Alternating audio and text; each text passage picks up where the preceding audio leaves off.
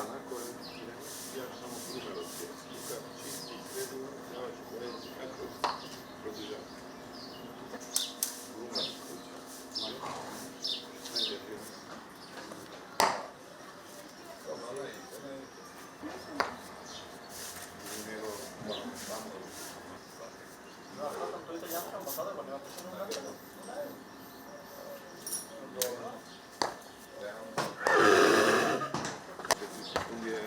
Grumar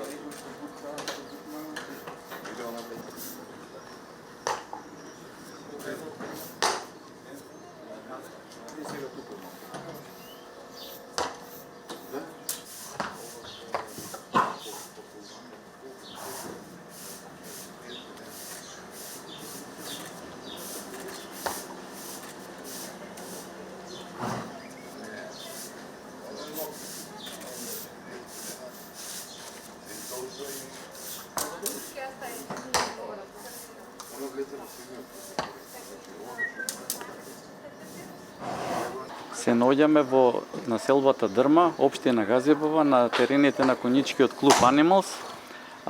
Директен повод за нашата посета овде е големиот успех на младата и талентирана Леа Гроздановска, која минатиот викенд на конјички турнир во Грција освои прво место.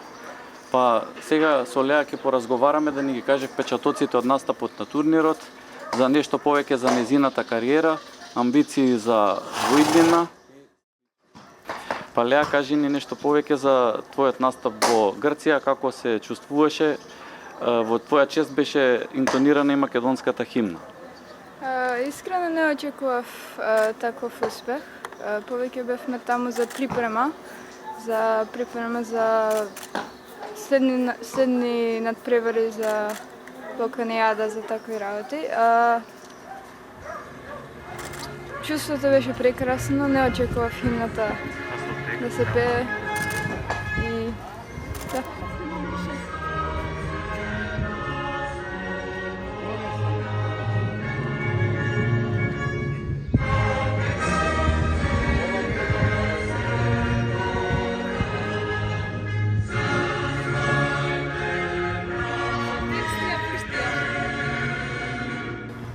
Така, за да се дојде до таков успех, претпоставувам потребно е многу вложување, многу работа, напор.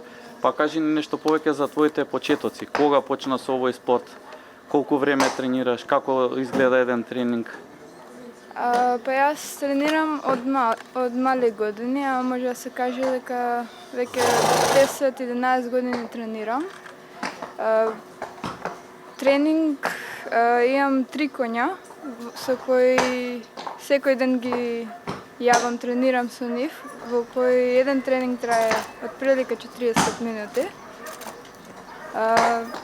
И секој ден нешто различно работам со сите три. Во овој спорт нели треба да постои меѓусебна, да кажам, заемна доверба со коњот кој што го јаваш. Па дали од што зависи со кој грло ќе настапиш на некој турнир, дали со исто настапуваш со ист коњ, дали повеќе коњи имаш, како одлучуваш според надпреварот, според? Како што кажав, имам 3 коња и сите 3 коња ми се за различни висини и различни надпревари. Во моментов каде што освоив, скокав со грлото Кардино, кој ми е за највисоките преки од 120 и со малку издигнување го дигаме сега на 130.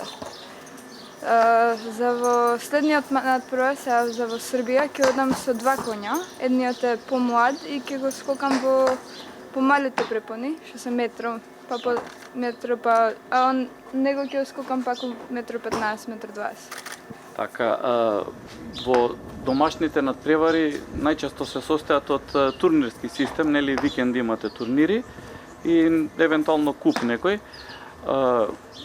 Па поправиме ако грешам, мислам дека 6 клуба функционираат во нашата држава и колку терени има овој кај што се наоѓаме сега уште 2. Дали мислиш дека доволна е таа конкуренција за да се напредува за поголеми амбиции за надвор, да се постигнат подобри резултати?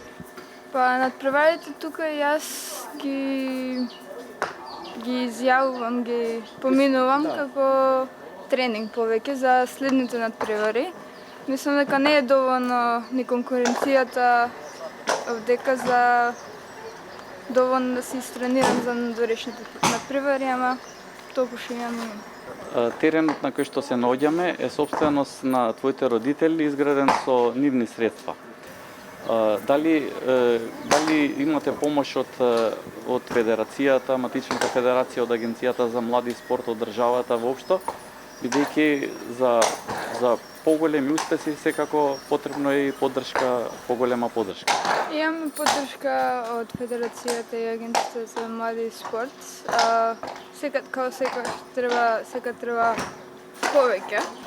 Поради тоа што овој спорт е многу по-скап за разлика од другите спортови, заедно со опрема, со коњи и спремање на надпревари се повеќе пари требаат.